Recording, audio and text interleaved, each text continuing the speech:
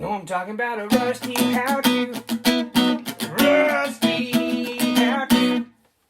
I'll tell you how you do today, guys. It's Rusty here. I wanted to bring you a little video here to just talk about my life as a reseller and how I'm going to be doing around $80,000 or a little bit more on one particular eBay store this year alone by reselling full time. I also have another eBay store. I have an Etsy store, a Mercari store. I sell in a local antique store, and I have a children's consignment shop that I bring children's goods to sell as well at times. I also sell on Facebook Marketplace. So I really spread myself out, and I don't rely on one platform alone, just in case something happens. But I wanted to kind of talk through how I do this, how I'm able to make a living at this type of work. I can make money. I can survive. It's not a ton of money. I'm not rich over here. However, it allows me a lot of freedom in my schedule. I work for myself. I can work when I want, how much I want, how hard I want. And in general, the more I work and the harder I work, the better I do. But if I need to take time off, I don't have to ask anyone. If I need to help someone out, I need to take a break, I can do that. And that is one of the most wonderful parts about this type of work, is the flexibility that I have and the freedom that I have. So I want to show you a few different things. I want to show you exactly my sales in the first quarter of this year, so you can see where I'm on track. I want to talk about some tips that I've used in another video. There's a video that I give 5 tips on how to resell well, and I'm going to show you how I apply these to my life every day and the work that I do, and hopefully you'll learn a little something here, and you'll see if this is something you would be interested in, and even if not full time, maybe you could apply some of these strategies, sell some things that you have laying around your house that you don't need, you'd rather have the money, or maybe the next time you're out someplace you might see something and now know that it's worth buying and reselling simply because of the information you got from us. So I hope that helps. Let's get into, first off, looking at the sales that I've done so far, so you can know I'm not just blowing hot air here, that I actually know what I'm doing, that I am doing it. I've only been selling full-time for about a year, a little over a year, but I've been selling part-time since around 2000, so about 21 years of selling on the eBay platform. So got a little bit of experience, but I want to show you some of this stuff, so let's head on over. Here we are, friends. This is my GoDaddy bookkeeping app that I have on my phone, so I'm just recording this to show you. But this is it's about the 23rd of March of 2021, and these are the sales I've done since January 1st of this year. We got a little over a week left in the quarter, which is great. Also, in my eBay store right now, I have right around $1,500 that is has been bid on or is going to term before the end of the month. So I know that I can add at least another $1,500 to this, which would make it right around $20,700. And I believe I'll even do more than that. So I think we'll be at somewhere between $21,000 and $22,000 for the first quarter of 2021. And this is typically the worst quarter that I have, is the first quarter. January's not that terrible, but usually February is awful, and then March, about half of it isn't that great. We've done all right in March this year. If you put that out over the whole year, if I did 20 each quarter, that would be $80,000, and so we're on track to do at least 80 this year, and this is with one eBay store. Like I said, I got 4 or 5 other platforms that I also sell on. By and large, the money I make on this particular eBay store you're looking at right here is the most that I make. So you can see at the bottom here, I've had about $3,400 in returns over this quarter. You know what? That was $3,200 of that was one item. It was an instrument that I sold, that someone got buyer's remorse, they returned to me, but I did sell it locally on Facebook, off of Facebook Marketplace, and so that money is accurate that I have brought in, and I would have brought it in on eBay legitimately if they had not returned it. So that is a true, if you look back at 2020, the year of 2020, the quarter, I did a little over 17,837 in the fourth quarter last year. So already, the first quarter of this year, I'm up. I'll be up by $3,000, maybe more, which is awesome. That means I'm on pace to do 80 with this eBay store. With the other platforms, I'm hoping to do somewhere between 90 and 100. Man, if we could, I won't know till the summer, but if we could hit that six-figure mark, I would just be, dancing in the streets, so to speak. So now that you see what I'm actually doing, the questions then become, well, how? How do you sell that much on eBay as one person without him really, a whole host of employees? Well, it's just me and Peaches, to be honest with you, and we kind of split the duties, but let me tell you a little bit about that. Guys, before I move on, I know some of you are thinking, okay, you're making 80, 90 grand on eBay, but that's not what you're taking home. And you're absolutely right. My profit margin is somewhere in the 50% range over an average. Sometimes I have items, especially the higher priced items, I'm only making maybe 10% profit on, or 20% profit on. If I spend $2,000 on a guitar, for example, and I sell it for $2,800 after fees and taxes and everything, I'm only making $200 or $300. Now, $200 or $300 on one item is pretty good, but that's a low profit margin based on how much I spent on the item to begin with, because my cost of goods are so high. But then sometimes I buy something like a Build-A-Bear for 25 cents and I sell it for $30. Now that profit margin is gigantic.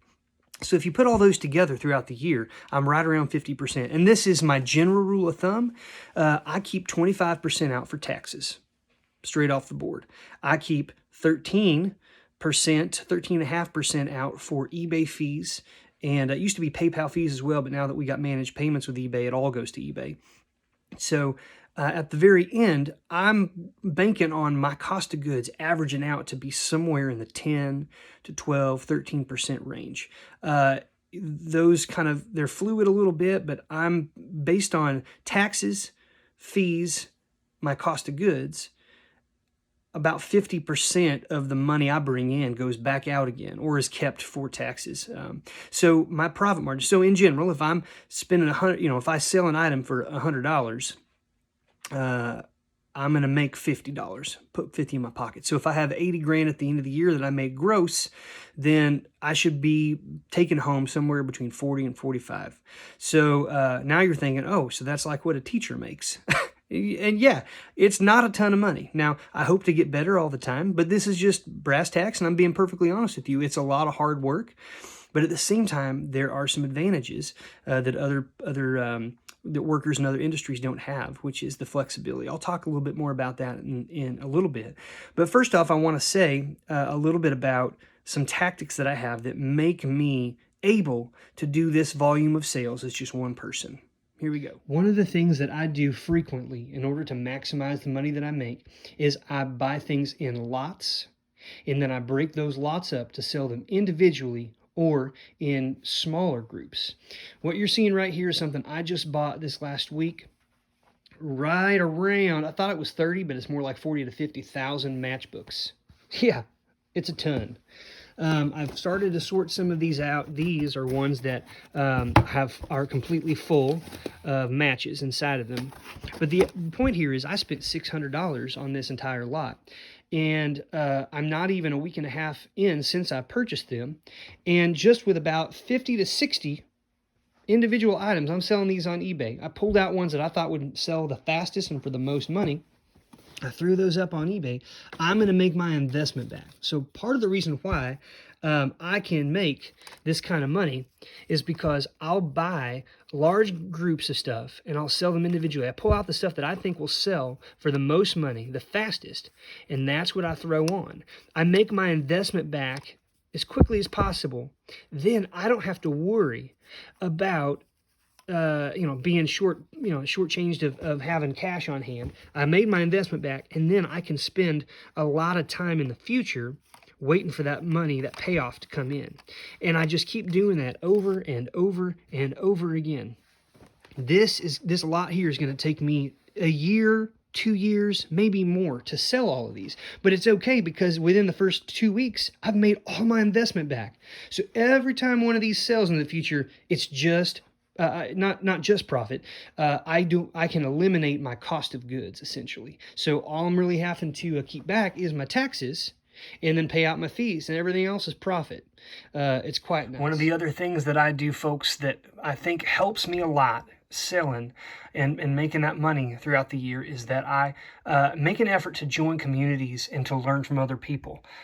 This is one example. When I bought this lot, when this is my photograph here of all of these boxes of matchbooks that I just bought, I immediately got on Facebook and tried to join a matchbook collectors group. And I basically said, listen, I've bought a bunch of these things. I'm trying to learn about them. I just want to be a part of a community.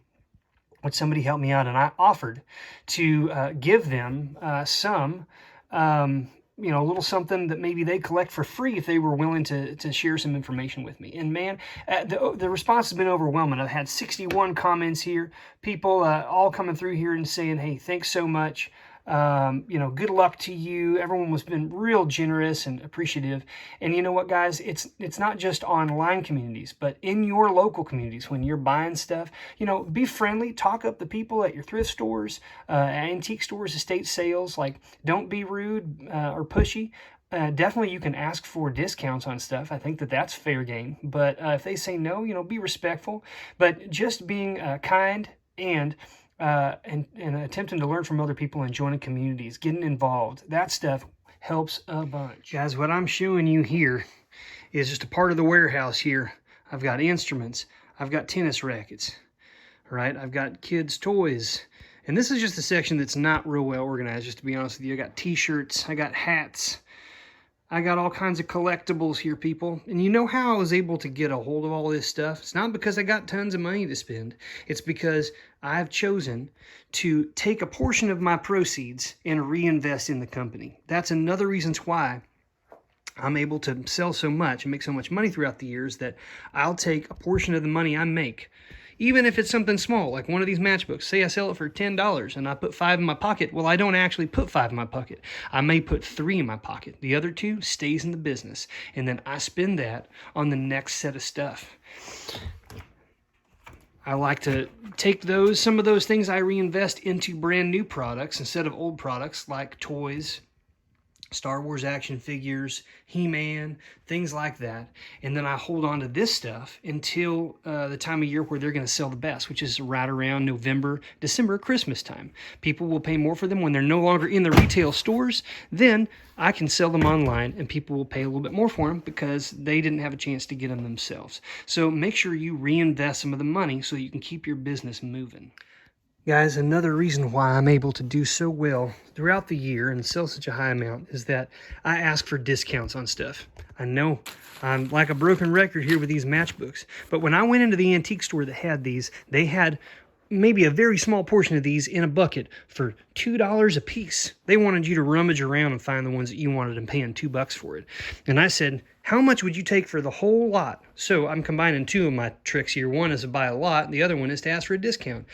And they said, well, I don't know. So they called the person up, and that person said, listen, I paid $500 for this stuff, but I really just want to get rid of it. Make me an offer. And I said, well, how about I pay you $600 for it? That way you'll make a little bit of your money, and I can take it off your hands.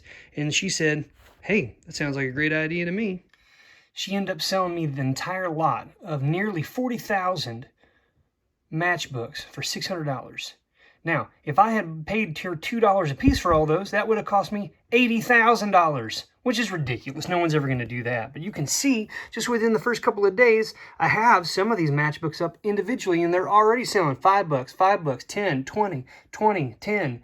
I'm going to make my money back, guys, real quickly on this stuff, and it's because I asked for a discount, and I bought the stuff in a lot. Another reason I'm able to do as well as I do is that I'm efficient with my time, and I'm efficient with my space.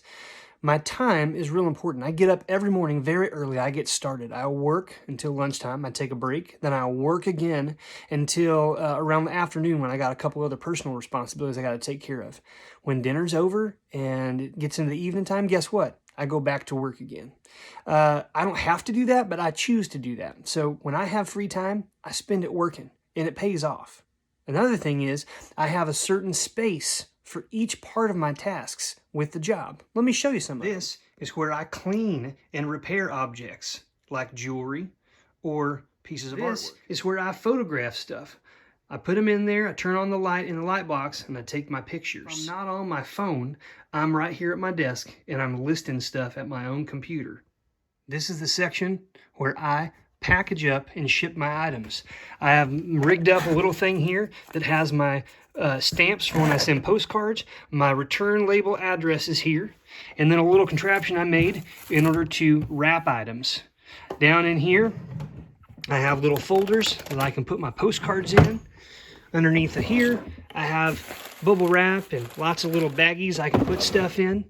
I've got other bubble wrap, I got paper. Everything's right here at my fingertips. Guys, one of the things I do to maximize listing lots of items is I take some time where I'll sit down and I'll just take a bunch of photographs, a bunch of items on my phone. And as you can see here, here's a bunch of these matchbooks.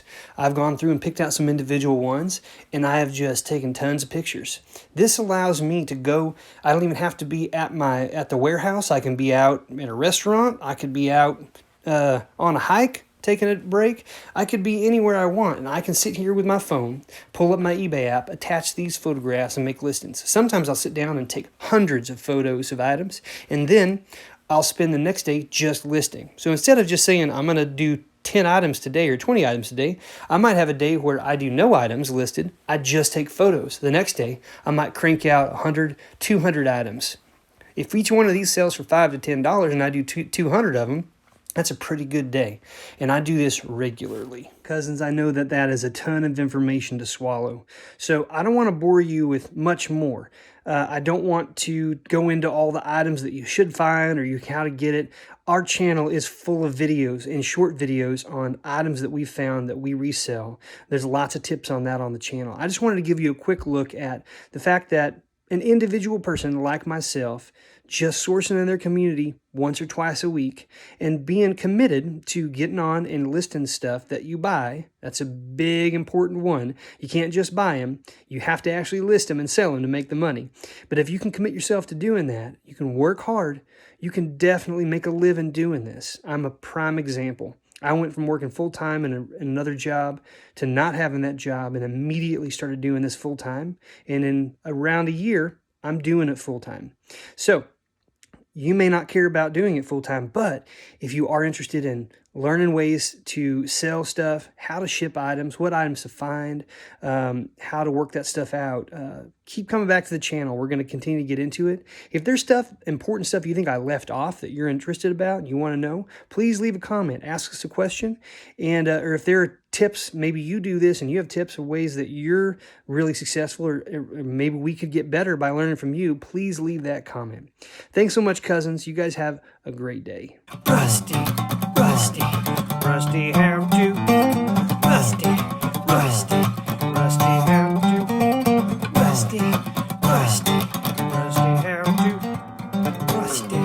Rusty.